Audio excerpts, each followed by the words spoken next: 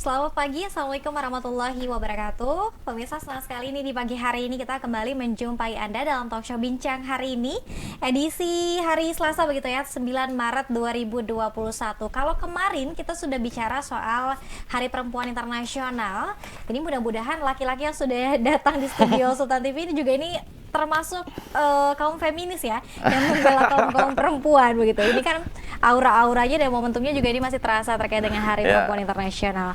Pemirsa, jangan lupa untuk ikuti media sosial kita dan juga live YouTube kita ya, untuk langsung bertanya atau mungkin ada pernyataan atau pertanyaan begitu yang akan dilayangkan ke narasumber kita di pagi hari ini. Pagi hari ini kita akan membahas perihal literasi begitu. Hari ini tidak ada habis-habisnya ya, meskipun memang sudah sering kita bicarakan soal literasi, namun nampaknya memang semangat membaca di tengah masyarakat ini masih rendah. Maka kita akan tanya nih, untuk pegiat literasi sekaligus pustakawan yang dimiliki oleh Kota Serang saat ini ya. Nah, ini kerjanya ngapain aja kok literasi ini masih belum meningkat begitu. Ada Kang Aib Rohadi, ini kawan lama saya juga nih. Selamat datang di Sultan TV. Assalamualaikum. Waalaikumsalam, makasih ya. Sehat ya? Terima kasih. Alhamdulillah. Alhamdulillah sehat. Oke, silakan untuk nanti melayangkan pertanyaan Anda ya kepada Kang Aib Rohadi begitu. Ini beliau produktif menulis Ya, artikel-artikel aja. artikel-artikel kecil, kemudian juga produktif juga untuk terus meningkatkan semangat baca dan juga semangat literasi di tengah masyarakat. Oke, sebelum kita mungkin ke tema yang cukup serius ya, ini terkait dengan peranan kemudian juga kedudukan perpustakaan saat ini, mungkin penting atau tidak di era digitalisasi dan juga di tengah pandemi. Kang Aib, kesibukannya apa nih sekarang? Masih ada di dunia literasi, sesekali berkebun, terus berkomunitas sama teman-teman lainnya gitu. Oke, apa nih komunitasnya? Apakah masih berbau dengan literasi juga? Semua, mulai berkebun, terus literasi atau pokoknya yang bisa bermanfaat buat masyarakat ya, kira-kira gitu. Oke, dan sekarang Kang Aib terjun langsung juga membantu perpustakaan yang ada di Kota Serang ya? Beberapa, ya betul. Oke, beberapa. Nah, seperti apa kemudian Kang Aib peningkatannya saat ini dan juga posisi kehadiran ya? Mungkin kehadiran perpustakaan di Kota Serang ini sudah cukup strategis atau belum sih menurut Kang Aib? Sudah tahun 2021 loh. Iya. Saya sih sebetulnya agak-agak kaget juga diajak ngobrol ke sini ya. Mau ngobrolin apa ya? Mau ngobrolin literasi.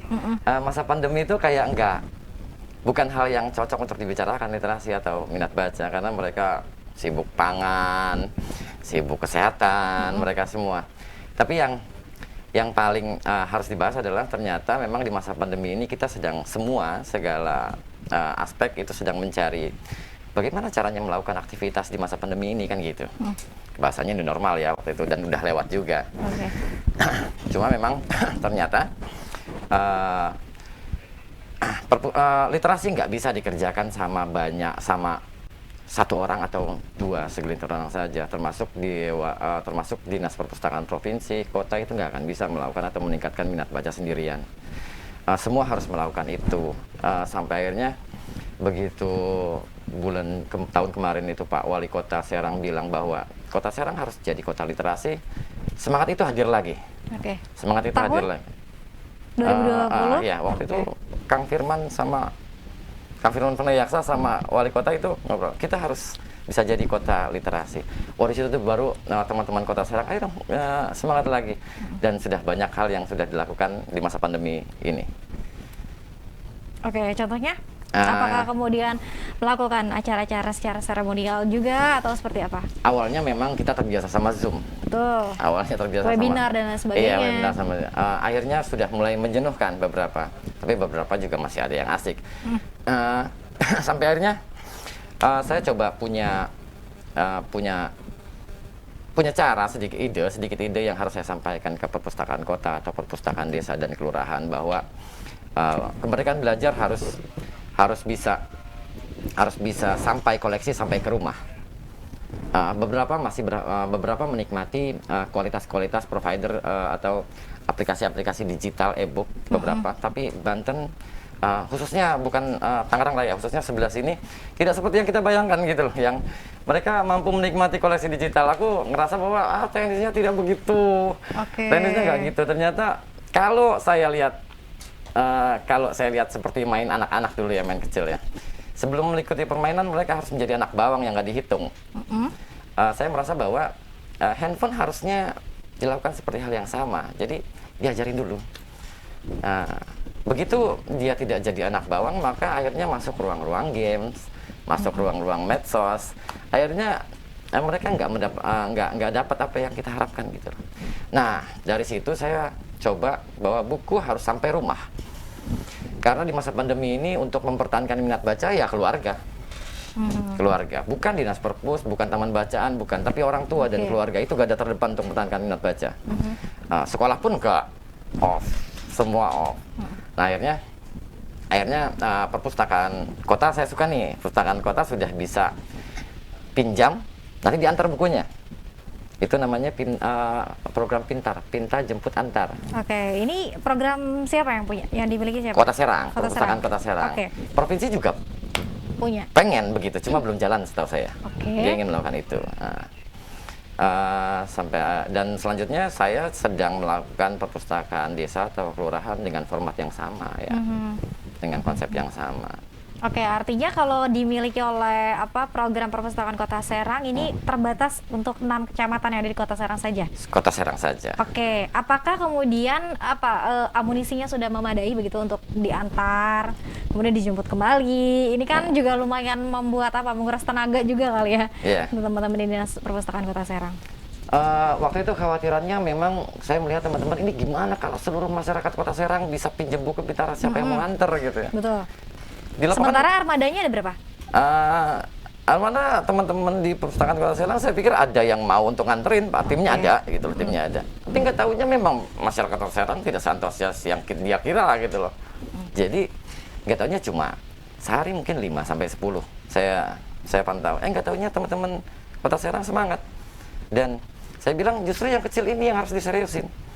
Nanti kalau sudah banyak akan kerepotan. Justru mulai dari yang kecil, akhirnya semangat itu jalan, dan beberapa teman-teman mahasiswa UIN sudah mulai menikmati hasilnya, banyak kok di Instastory-nya, terima kasih DPK, bukunya udah sampai. Wah, ini keren. Ini keren. Mungkin kalau bisa sedikit dirinci lagi Bang Aib, bagaimana prosesnya kemudian ketika kita ingin mendaftar meminjam buku ke DPK Kota Serang, berapa jumlah bukunya, berapa rentang waktunya, apakah kemudian ada registrasi begitu barangkali, administrasi dan lain sebagainya? Akunya sih cuma ngasih ide ya, tapi bahagia begitu ide bisa sampai diimplementasi sama teman-teman di Kota Serang. Kalau jumlah koleksi mungkin bisa cek lagi sendiri di e-booknya, di pusdanya. Cuma memang kalau untuk daftar ya tinggal datang ke sana. Dan langsung jadi katanya. Langsung jadi. Aku kemarin lihat teman-teman dari IGI juga datang. Oh iya, langsung jadi kartunya. Ada biaya regis atau dan sebagainya? Gratis. Berapa jumlah buku yang kemudian bisa diantarkan ke rumah? Formatnya seperti yang Pak Kadis kemarin bilang, jadi mereka tinggal pilih bukunya, nanti dicariin sama pustakawannya dan keluar alamatnya, langsung diantar ke rumah. Oke, tadi Bang Aib sudah menyinggung juga ya, kalau kita bandingkan dengan wilayah kota Tangerang Raya dengan mungkin Provinsi Banten di wilayah selatan begitu ya. Ini sedikit mungkin berbanding terbalik kalau misalnya mungkin orang-orang sedang menggalakkan digitalisasi perpustakaan berbasis digital, mungkin bisa klik lewat aplikasi begitu. Betul. Kenapa kemudian Bang Aib punya ide antar jemput? Ini kan caranya konvensional dan juga tradisional begitu. Kenapa? Saya harus tahu diri gitu loh. Saya harus tahu diri begitu masyarakat yang di Tangerang itu terbiasa dengan digital, maka aplikasi tersebut sangat dibutuhkan mereka. Tapi di Banten, Serang, Kabupaten atau ini saya nggak ngelihat masyarakat mampu menggunakan itu. Gua bisa gitu kata teman-teman yang lain. Iya, bersyukurlah bisa menikmati itu. Tapi di lapangan nggak seperti itu. Maka saya melihat bahwa buku fisik menjadi pilihan dan kemerdekaan membaca mereka. Maka nggak cuma di Kota Serang aku kasih ide, aku kasih masukan, tapi untuk perpustakaan kelurahan dan desa pun aku sudah coba kasih gagasan lagi aja, senang juga kalau dikasih. Jadi ada satu kotak yang bisa. Aku cerita perpustakaan desa nggak apa-apa? Boleh. Jadi salah satu perpustakaan kelurahan di Kota Serang nanti sedang, biasalah ada perpustakaan dengan standar yang sama, ada penomoran dan peminjaman ada. Tapi karena memang bikin mau datang ke perpustakaan kelurahan aja pasti agak kesulitan masyarakat. Mau bikin KTP aja pakai jasa orang. Terus untuk koleksi buku yang banyak juga ruangan kelurahan tidak seluas yang kita kira. Ini sangat nggak efektif, tapi peraturannya perpustakaan desa harus punya perpustakaan. Nah, akhirnya saya coba minta bantu sama BJB. Bisa nggak bikinin kotak buat di rumah-rumah? Dibantu tuh sama BJB ya. Dibantu sekian kotak, puluhan lah, belum sampai 100. Tapi nggak apa-apa buat pertama. Jadi nanti ada keluarga yang daftar menjadi anggota perpustakaan kelurahan atau desa, diberikan kotak di rumahnya, dan di pendaftaran itu ada data ibunya, bapaknya kerja apa, ibunya kerja apa, pokoknya profil keluarganya, anaknya umur berapa, SMA, maka kotak itu ditempel di rumahnya.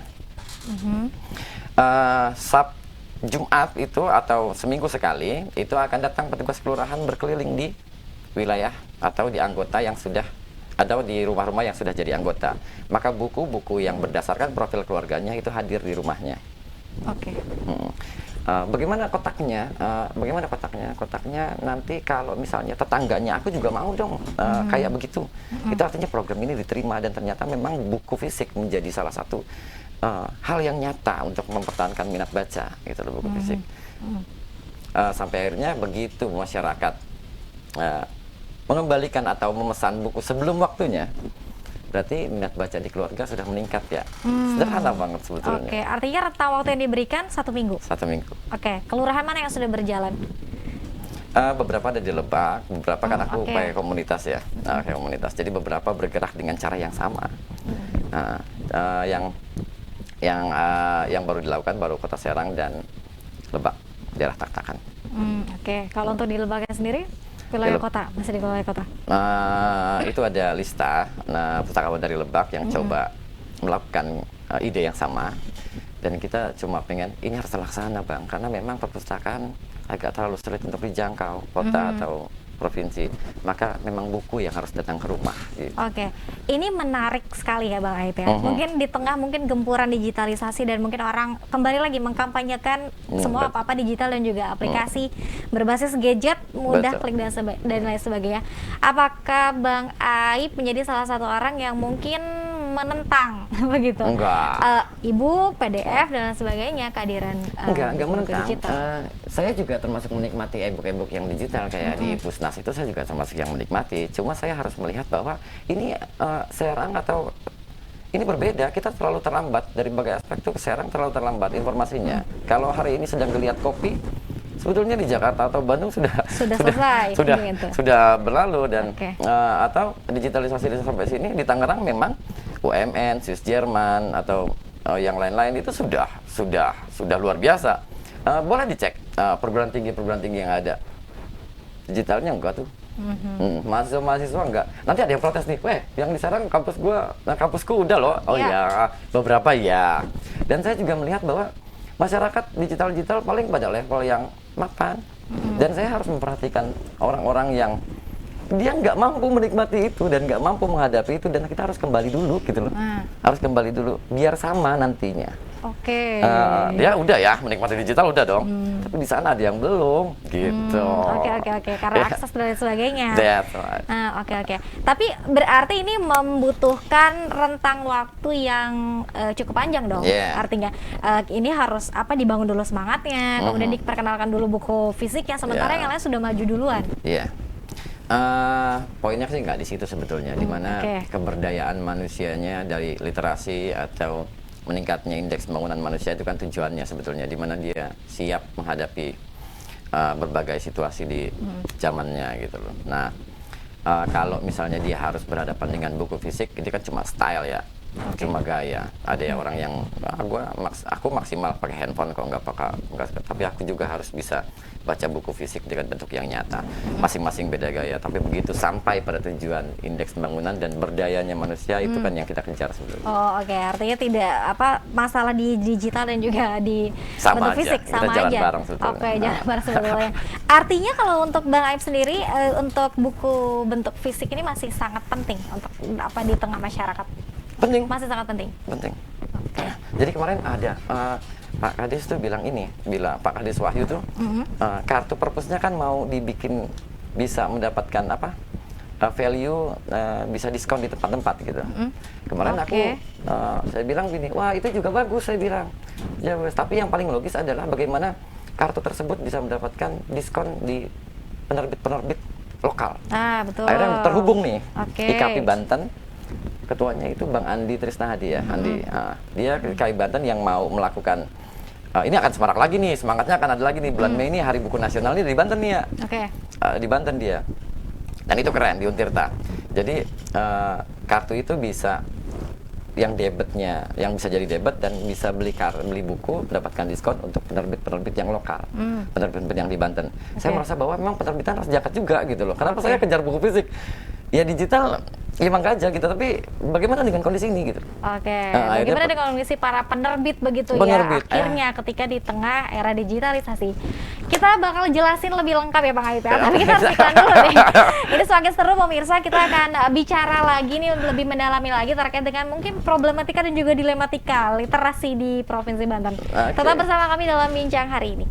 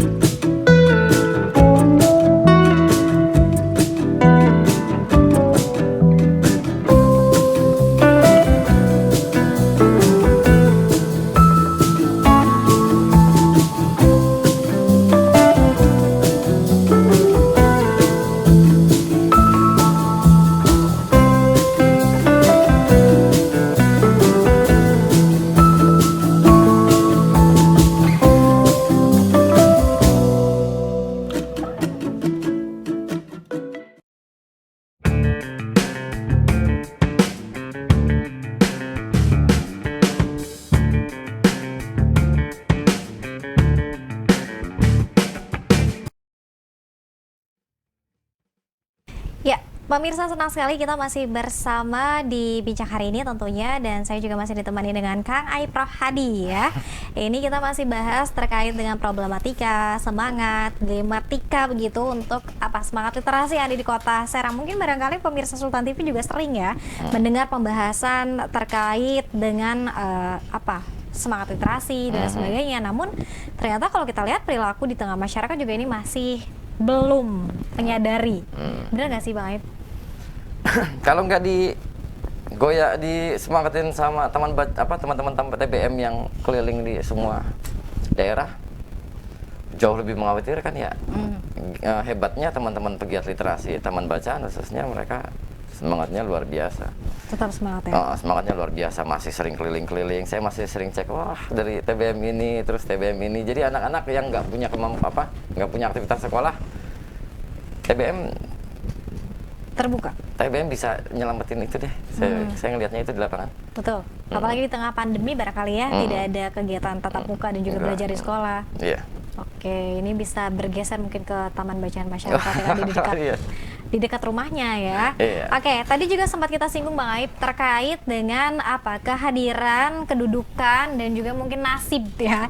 Nasib para penerbit yang kemudian orang-orang barangkali lebih sering untuk mengungkapkan digital lagi begitu ya. Bagaimana sekarang nasibnya untuk para penerbit buku fisik? Penerbit sendiri udah bisa ngeluarin 2 sebetulnya, dia juga mengikuti perkembangannya. Jadi begitu dia sudah mengeluarkan buku-buku yang harus dia keluarkan, biasanya juga dia mempersiapkan e-booknya. Persiapkan e-booknya yang atau dijual bersamaan gitu. Jadi beli buku yang fisik dapat e-booknya. Biasanya gitu.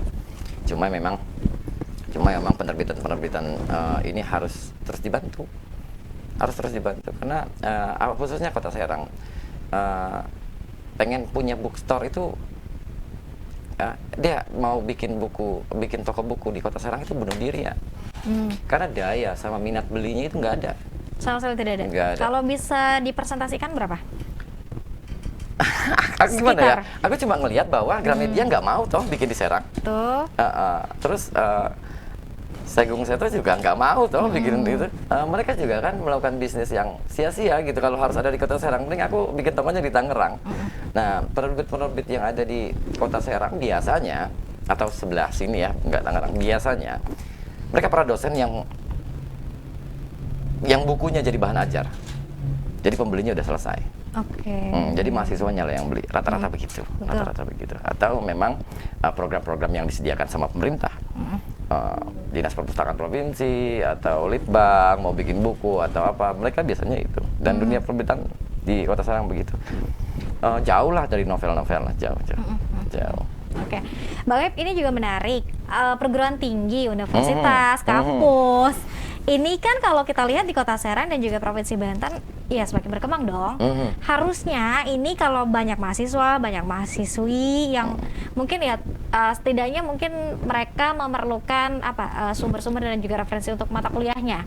Harusnya ini meningkat dong untuk minat literasi dan lain sebagainya juga.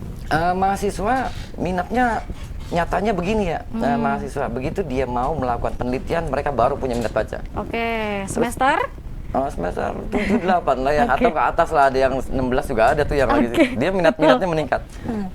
Dan yang paling harus saya lihat bahwa meningkatnya minat melakukan riset saat di akhir-akhir kuliah itu bergeraknya secara nasional bahwa kita peringkat tertinggi untuk penelusuran jurnal. Peringkat tertinggi? Tertinggi. Provinsi Banten? Bukan, Indonesia. Oh, Indonesia, oke. Karena kalau melakukan riset, mereka harus punya jurnal 6 atau lebih. Betul. Nah, di situ deh kita meningkat tuh. Padahal karena peraturan itu, bahwa peraturan dosen-dosen bahwa kalau mau melakukan penelitian harus ada jurnal yang relevan. 6 atau berapa kan gitu. Nah, di situ doang kita. Baru sampai situ mahasiswa. Untuk sampai dari semester 1 sampai ini biasa aja. Apakah kemudian ini kelemahan para tenaga pengajar, tenaga pendidik, dosen dan lain sebagainya? Juga. Bisa iya, bisa enggak. Tapi beberapa teman-teman dosen, waktu aku jadi pustakawan di perguruan tinggi ya. Sekarang juga masih sih, cuma beberapa dosen saya bilang begini. Bagaimana di pertemuan pertama, teman-teman dosen bisa enggak syaratnya, nggak usah masuk kelas deh. Syaratnya adalah memiliki perpustakaan provinsi, kota, dan kampus. Begitu dia sudah memiliki kartu perpustakaan, ayo kita mulai di hari berikutnya. Saya sudah bilang begitu soalnya. Beberapa dosen. Dan itu asik ternyata sebetulnya. Beberapa dosen melakukan itu. Ada yang sudah melakukan? Ada banyak. Yang teman-teman saya ya. Yang teman-teman saya biasanya begitu. Jadi kalau misalnya ada dosen yang, wih, ini pasti temen ini. Gitu. Oke, teman Bang Aib ya. Oke. Kalau bicara soal minat baca saja kurang, bagaimana juga dengan minat menulis untuk para mahasiswa? Ya, akhirnya mereka harus disibukkan sama jenjang-jenjang yang harus dihadapi. Begitu dia harus masuk kuliah, harus skripsi. Cuma yang hebatnya begini ya, kenapa selalu lahir juga penulis-penulis yang luar biasa di Banten? Ternyata memang masih banyak, tidak sedikit bahasanya, bukan masih banyak, tidak sedikit yang mereka sudah lahir dari keluarga literasi, di mana saat dia kecil di rumahnya sudah disediakan majalah-majalah terbitan berkala orang tuanya, terus buku-buku yang sudah disediakan di rumah, terus sampai akhirnya kemampuan literasi menelusuri informasinya lahir dengan sendirinya. Kalaupun dia agak kesulitan mendapatkan informasi yang dia mau, masyarakat atau orang yang sudah lahir dari keluarga ini akan sampai informasinya. Dia bisa kejar informasinya kemana, sampai ke perpustas lah, ke perpustakaan Unpad lah, dia bisa kejar. Tapi banyak juga yang akhirnya mereka nggak bisa basic literasi itu. Jadi jangankan untuk dia harus tanya-tanya. Akhirnya ya lahirlah memang penulis-penulis yang memang sudah pas saya lihat, oh ternyata memang dia lahir dari keluarga itu, gitu loh, ternyata penulis. Jadi keren gitu kira-kira saya Selain lihat. ketahanan keluarga tadi ya, untuk menstimulus barangkali semangat literasi membaca dan juga menulis, dan kemudian sekarang lahirlah begitu menjadi mungkin ya barangkali penulis yang bisa diperhitungkan di Provinsi Banten. Ada tidak kemudian para penulis yang ternyata bukan dari keluarga, ketahanan keluarga begitu, tapi dia mencari sendiri dari komunitas misalnya? Ada banyak. Terakhir saya fokus sama ada Ubaidil ya. Nah, saya ngeliat dia termasuk penulis yang muda, terus yang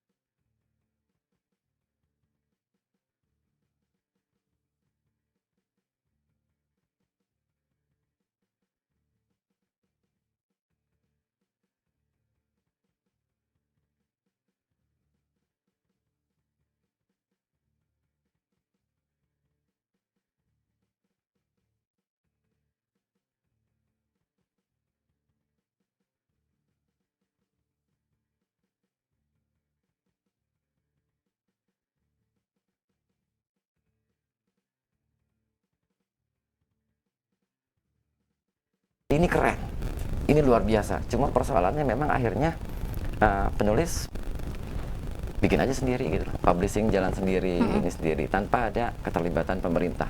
Ini jadi hal yang luar biasa dan akan sampai pada tujuan bersama nih. Kalau pemerintah aja benar-benar, oke, penulis gue ini deh, oke, penerbit aku akomodir, oke, bikin storybook deh, penerbit Banten semuanya di sini nih, gitu kan. Ini nih yang harus dilakukan sebetulnya, karena nggak mungkin penerbit bikin di sini, penulis sekarang tuh sudah mulai berpikir gini ya. Berarti kalau aku bikin buku, aku cetak di publishing 200, terus aku jual sendiri. mereka harus mikir di situ gitu loh. Maksudnya aku pengen Oke. bebasin penulis-penulisnya, nggak usah mikirin penerbitannya. Betul. Jadi Penerbitan dan juga penjualan. iya, mereka harus berpikir itu. Jadi satu standar bahwa kalau mau nulis harus biaya cetak, aku harus jual. Bagaimana sih nyelamatin penulis-penulis ini ya? Memang pemerintahnya harus membuka ruang selebihnya untuk mendukung ini. Oke, selama ini belum ada ke arah sana? Beberapa ada, tapi untuk Oke. yang levelnya dokter-dokter lah, kayak buku-buku sejarah tuh. Oke. Level-levelnya ahli-ahli sejarah, bikin kan, aku danain. Oh, bikin tentang Banten dong. Aku ini, itu ada. Itu ada. Kenapa enggak yang muda-muda ini yang Betul. Oke. Menarik ya, Bang Aib ya. Ini menarik banget. Kemudian sebenarnya ini ada pertanyaan ya, Dari tips and siapa tuh? trick nih, begitu tips and trick menjadi apa ya? Yang unik kayak apa, Bang? Menulis barangkali ya, menulis sebuah karya yang unik. Tips and tricknya. Kayaknya kalau Bang Aib ini bukan tips and Enggak. trick untuk unik ya. Sebetulnya kalau mau Untuk yang menang yang lomba. tipe yang unik gini, menulis jangan pernah dihapus. Jangan pernah dia pas. Iya kan diedit ya. Karena kalau dihapus tulisannya nggak jadi gitu kan. Tapi emang datangin deh kelas-kelas menulis deh, tempat-tempat menulis deh, kayak misalnya nggak apa-apa aku sebut. Boleh. Nggak banyak deh komunitas menulis, Oke, banyak oke. serius, banyak banget. Jadi kejar itu dan pastikan duduk 1 sampai 5 jam untuk bisa discuss sama teman-teman penulis. Terima aja informasinya, karena setelah jadi gini, kalau mau keren menurut literasi yang saya maksud adalah setelah mentoring dan diskusi, maka akan lahir sebuah karya gitu loh. Kalau misalnya montir memiliki mentor dan diskusi, dia akan melahirkan modifikasi motor, karena kan literasi akan mendampingi seluruh profesi. Nah, yang bikin tambah kece karya menurut saya adalah pribadi yang literat ya. Oke, pribadi yang mampu setelah jadi karya nih, dari diskus dan mentoring akan jadi karya akan dikembalikan ke masyarakat, dan masyarakat akan menikmati itu dengan bacaan berputar lagi. Tapi untuk penulisnya itu harus bisa menerima evaluasi dan sesegera merevisi, karena evaluasi dari luar, revisi dari dalam. Maka saya yakin begitu menjadi pribadi yang literat, maka bergeraklah satu karya menjadi karya yang lebih keren lagi. Lebih baik lagi. Oke. Artinya jangan takut untuk mencoba. Misalkan, aduh kayaknya belum percaya diri dan sebagainya untuk menulis. Dan kalau tulisan pertama biasa aja, bilang aja pasti jelek gitu kan. Aku masih yang pertama gitu loh. Apalagi kalau dia misalnya tukang bubur terus nulis. Kok tulisannya jelek? Karena aku tukang bubur gitu. Ya kan? Tapi masih mau nulis gitu kan. Oke. Daripada tidak menulis, tukang bubur dan tidak menulis gitu ya. Tapi paling nggak gitu tipsnya, kalau misalnya tulis aja, nanti ada sebuah fase di mana misalnya karyanya sudah 5 atau lebih gitu ya. Oh iya, di tahun ini saya tulisannya masih begini. Wah, nih aku udah mulai keren di fase ini. Bergerak menjadi pribadi yang literat akan bikin terus karya kamu, saya pikir, menjadi lebih baik. Kece dan juga lebih baik lagi, lebih unik tadi ya gitu. Nah, kemudian apakah kemudian akan ini mungkin barangkali banyak juga ya Bang Aib, apa penulis yang kemudian lahir dari satu komunitas kemudian hanya diuji oleh komunitasnya saja, benar atau tidak? Jadi dia tidak keluar ke komunitas lain, lintas komunitas gitu. Iya. Hanya dikonsumsi untuk komunitasnya sendiri, berkarya untuk komunitasnya sendiri, dan udah keren kok gitu. Gimana? Iya, sebetulnya kadang-kadang semua penulis ngambil perannya ya. Jadi dia yang penulis atau teman-temannya yang bilang keren, terus dia yang menilai bukunya sendiri, kan itu nggak ideal. Maka berbagilah perannya gitu loh. Jadi penulis berikanlah saja karyanya untuk pada masyarakat gitu loh. Terus tangkap semua evaluasinya, dan kalau perlu merevisi buku yang sama ya nggak apa-apa. Tapi kalau perlu untuk menjadi bahan karya selanjutnya ya nggak apa-apa. Cuma memang yang harus menilai baiknya biar orang lain aja gitu. Lepas aja. Kadang-kadang dia sudah selalu kalah sama dirinya sendiri. Betul. Kayak misalnya tulisanku nggak ini nih, ya nggak apa-apa, keluarin aja gitu kan, biar masyarakat aja yang lempar gitu loh. Karena memang setiap kali karya akan berhadapan dengan bantahan atau dukungan ya. Jadi Cuma karya dua ini ya.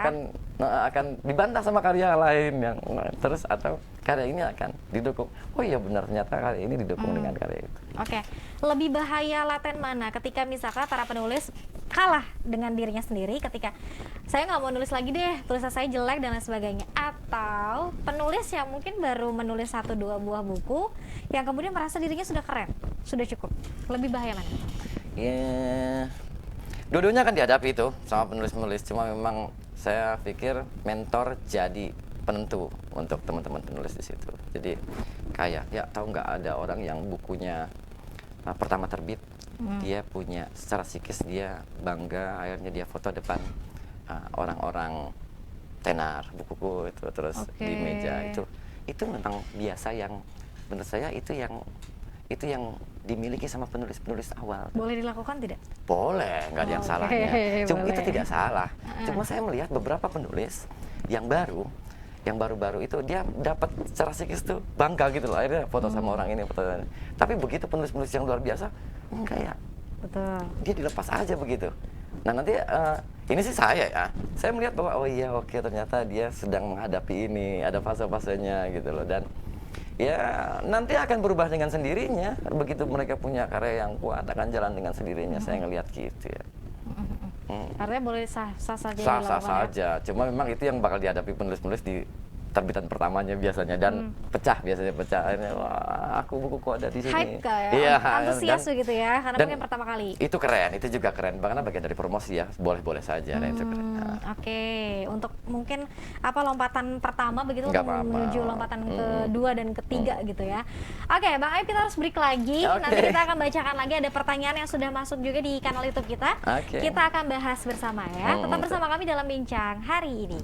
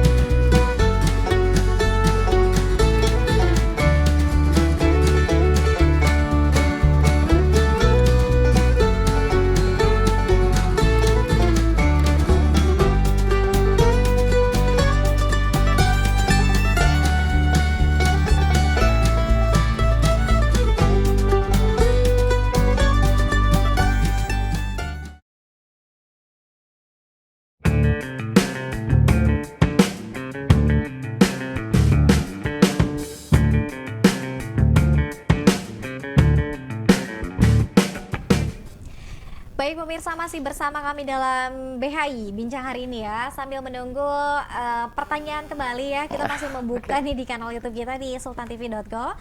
Kita ingatkan juga nih untuk follow media sosial kita ya di Instagram, kemudian juga Facebook, TikTok juga kita sudah ada nih ya. Bisa langsung di follow aja TikTok dan lain sebagainya sultantv.co.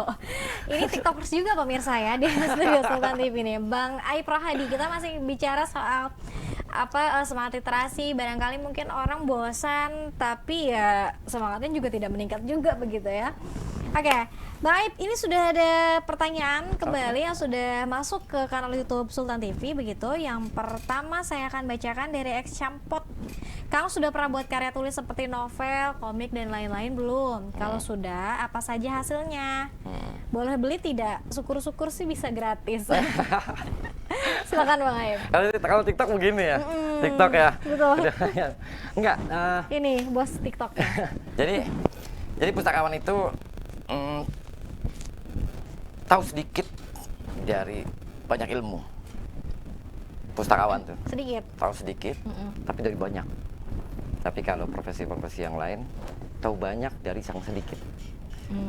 Oke. Iya. Nah, akhirnya begitu pertanyaannya punya karya, saya cuma ya alhamdulillah waktu itu pernah dapat penghargaan esai peringkat 2 tuh provinsi tentang Syekh Nawawi Al-Bantani Tahun 2019. Jadi peringkat 2 tentang bahasa Syekh Nawawi Al-Bantani. Dan memang keresahan-keresahan saya cuma saya tuangkan dalam sebuah artikel-artikel tentang perpustakaan dan literasi atau minat baca. Kenapa begitu? Saya ada di lingkungan akademis, ada di lingkungan perguruan tinggi. Jadi saya lebih sering nulis artikel-artikel tentang perpustakaan atau konsep perpustakaan atau konsep literasi. Kalau novel saya hanya penikmat saja, baik Balasiroy, Dilan atau Filosofi Kopi, Bumi Manusia, saya hanya menikmati saja. Gitu. Itu dari pertanyaannya. Oke, tidak ada arah ke sana. Mungkin ingin nulis prosa, puisi. Stok ada. Stok Oke. ada. Tidak dipublikasikan? Waktu itu sebetulnya ini rahasia pribadi, tapi nggak apa-apa aku kasih tahu. Oke. Ini ada stok pribadi, tapi nanti ada waktunya. Waktu itu pernah menggebu-gebu, aku harus bestseller buku. Akhirnya pekerjaan saya banyak gitu ya, numpuk, ada keluarga juga, kan simpen aja deh, ngerepotin nih tulisan nih. Tapi stok ada, cuma memang lebih fokus begitu melihat keresahan perpustakaan, itu langsung saya bikin artikel. Banyak tentang perda perpustakaan, tentang ini, karena memang artikel mampu bisa memberikan masukan, mampu merubah sesuatu. Saya pikir kayak waktu itu saya bikin artikel tentang perda bisa menyelamatkan seluruh penyelenggaraan perpustakaan. Mungkin bukan karena artikel saya, tapi hari ini perpustakaan provinsi sedang sedikit lagi diketuk palu perda perpustakaannya. Kota kabupaten sudah memiliki perda perpustakaan. Akunya bahagia gitu. Oh, ternyata mereka tahu bahwa perda lah yang mampu menyelesaikan. Ini yang pernah didiskusikan beberapa tahun Ya, lalu ya. akhirnya, Blueprint dan lain sebagainya. Oke. Apakah kemudian dari stok tadi Bang Aib prosa ya? Novel. Novel. Oke. Ada tidak kemudian di tahun sekian misalnya ingin diterbitkan? Enggak ada. Enggak. Judulnya kalau boleh tahu apa?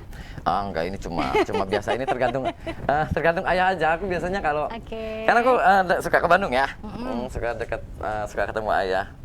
Bilang santai aja, nggak usah dipaksain. Yang harus dilakukan adalah baca Quran yang banyak ya. Oh iya. Tadarus Quran aja ya. Oke. Tapi ada tidak sih keinginan untuk diterbitkan? Sangat, tapi nanti. Biar bergerak aja karyanya nanti. Oke, Bang Em. Kita ke pertanyaan selanjutnya. Gimana rasanya jadi sosok penulis? Pusingkah? Menyenangkankah? Atau seperti apa?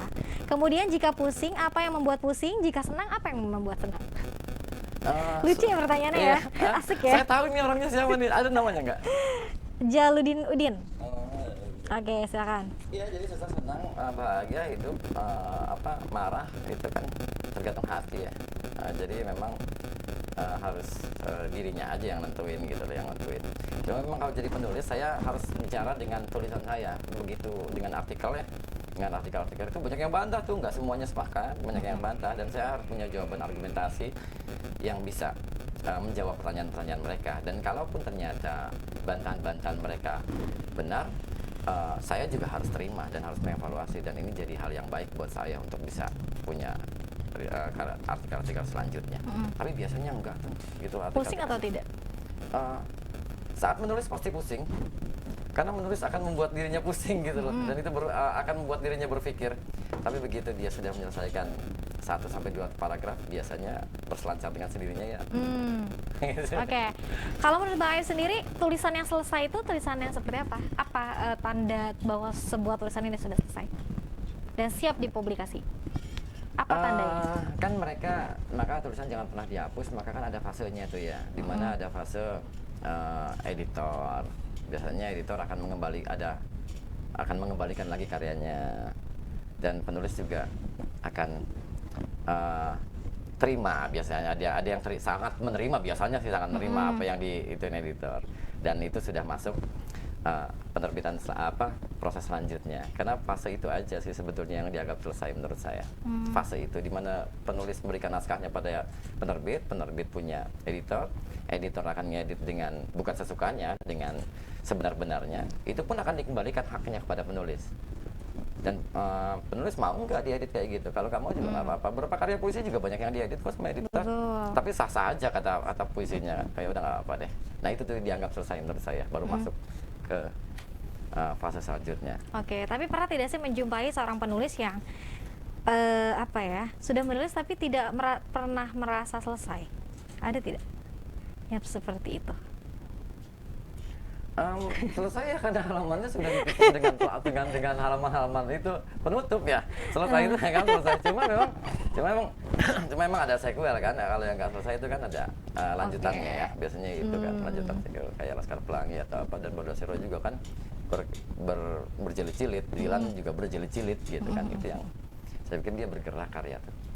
Oke, Bang Aib terima kasih banyak. Sama-sama ya. Ini tidak terasa ya, kita sudah berbincang, bergosip begitu ya, terkait dengan literasi dari jam 9 pagi tadi sampai jam 10 pagi, nggak kerasa banget. Nah, kita harus berpisah, namun saya akan minta Bang Aib nih biasanya punya kalimat-kalimat ajaib atau mungkin barangkali kalimat-kalimat obat begitu ya untuk para pemirsa Sultan TV yang sedang menyaksikan ini. Apa kemudian yang ingin dilakukan ketika untuk terus menjaga semangat literasi dan harus menjadi seorang penulis, atau barangkali seperti apa? Mungkin ada yang ingin disampaikan, Pak. Saya harus bilang bahwa di masa pandemi ini adalah garda terdepan untuk mempertahankan dan meningkatkan minat baca itu keluarga ya.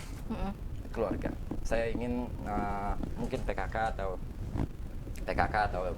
ibu-ibu yang di rumah bisa menjaga keluarganya dari minat baca ini, atau meningkatkan minat baca. Jadi garda terdepan meningkatkan dan mempertahankan minat baca itu keluarga atau orang tua. Saya harus sampaikan itu. Semua biasa saja. Semua biasa saja. Oke. Ada kalimat ini nggak sih? Kalimat ajaib begitu? Moto barangkali, atau mungkin kalimat dari seorang tokoh yang sampai sekarang menjadi filosofi hidup Bang Aib begitu ya? Ada nggak? Kenapa terus ada di dunia literasi? Saya hanya ingin memberikan layanan kepada masyarakat yang ingin mengamalkan ayat Quran yang pertama, clear. Oke. Cukup ya? Jadi semuanya ibadah. Ya.